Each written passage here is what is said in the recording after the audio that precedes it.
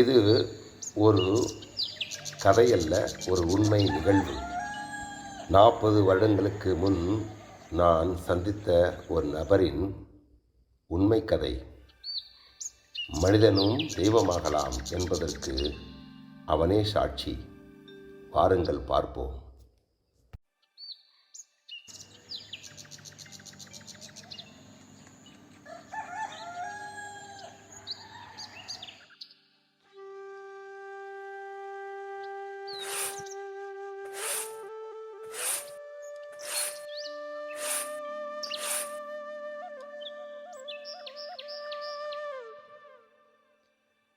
அம்மா, அம்மா, ஏன் அம்மா? May God bless you.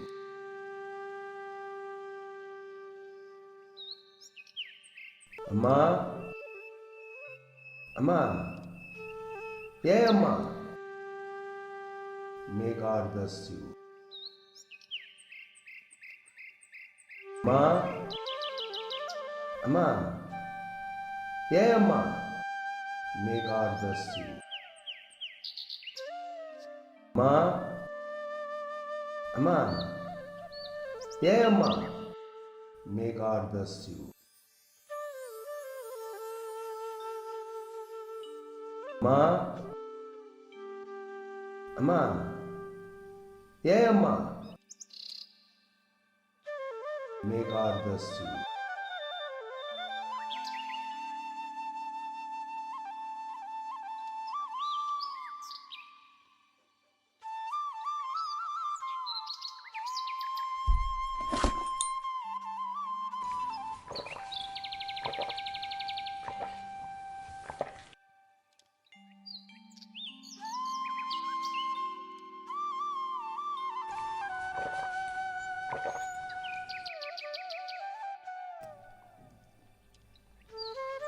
ஆஹா, எங்கேயும் சாப்பாடு கிடைக்கல. ரொம்ப நல்ல நாள் இன்னைக்கு. எனக்கு உபவாசம்.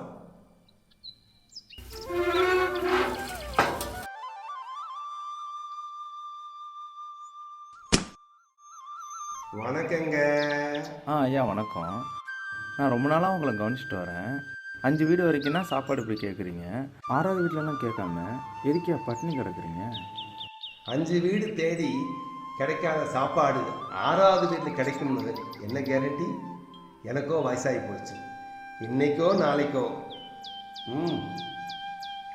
என்னைக்கு சாப்பாடு கிடைக்கலையோ அன்னைக்கு நான் உபவாசம் நினச்சிக்கிறேன்.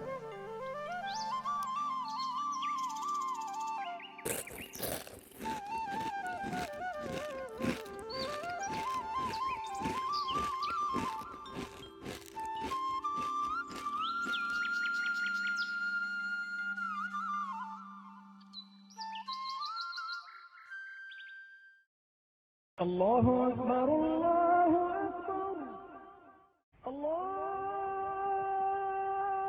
أكبر الله. அம்மா, ஏன் அம்மா?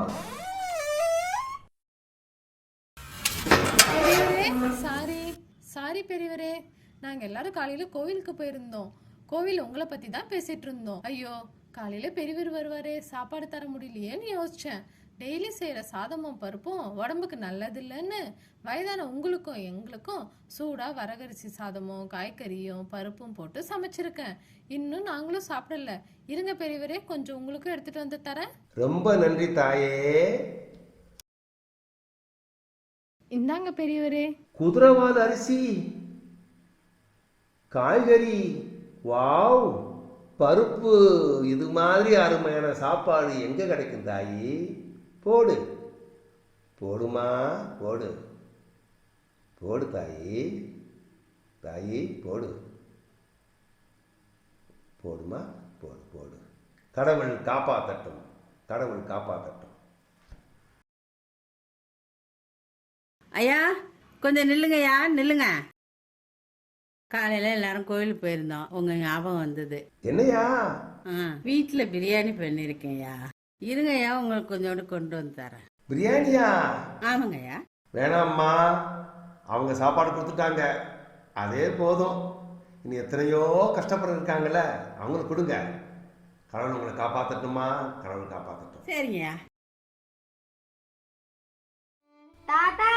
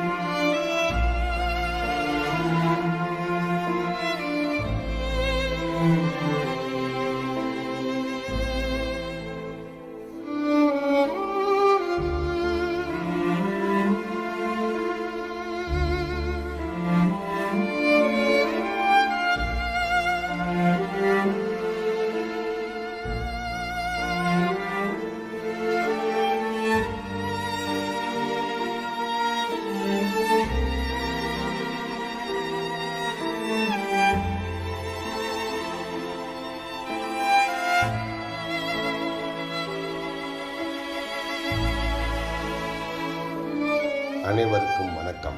நான் எப்போது, எங்கு, எப்படி இறப்பேன் என்று தெரியாது.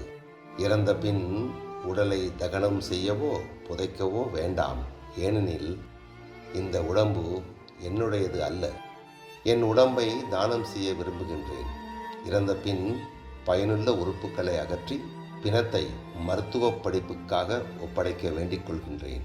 என்னுடைய இந்த உடலை பிணவரைக்கு கொண்டு செல்லும் செலவிற்காக பென்ஷனில் இருந்து சேகரித்து வைக்கப்பட்டுள்ள 5000 ரூபாயை செலவழிக்க வேண்டிக் கொள்கின்றேன். எனது இறுதி ஆசையை நிறைவேற்றிய எல்லா உள்ளங்களுக்கும் நன்றி.